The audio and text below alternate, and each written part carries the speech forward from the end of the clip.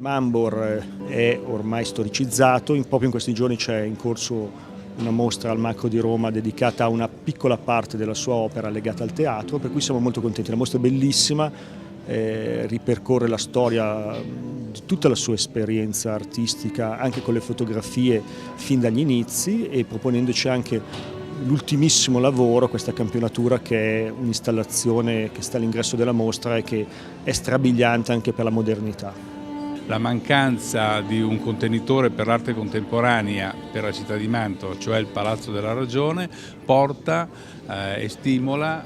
la realizzazione e l'esecuzione di mostre di arte contemporanea qui a Palazzo Te, che sono un po' una novità però di grande eccellenza, perché si pone il tema del dialogo fra l'arte contemporanea e la bellezza del contesto della Villa Giuliesca.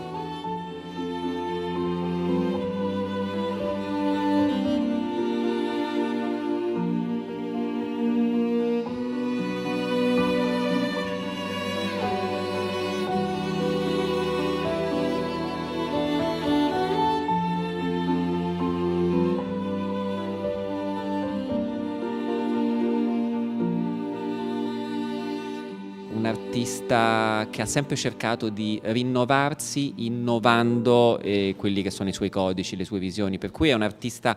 che da questo punto di vista ha sempre rischiato, ha sempre avuto il coraggio di cambiare, di vedere in avanti e di rimanere fedele a se stesso nello stesso tempo. Quindi voi vedete una mostra dove tutte le opere in qualche modo hanno dei legami di richiamo alle altre, creano una sorta di filo unico dove abbiamo anche cercato nell'allestimento di dare questa chiave tra opere degli anni 70 e opere più recenti, quindi dove c'è una sorta di filo rosso che le lega tutte. E questo credo sia per chi viene a vedere la mostra di Renato Mambor, che per la prima volta espone qui a Mantova con un progetto che ha una sua portata anche ambiziosa.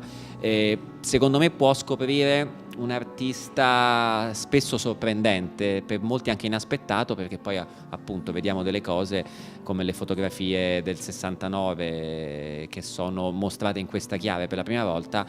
davvero stupefacenti.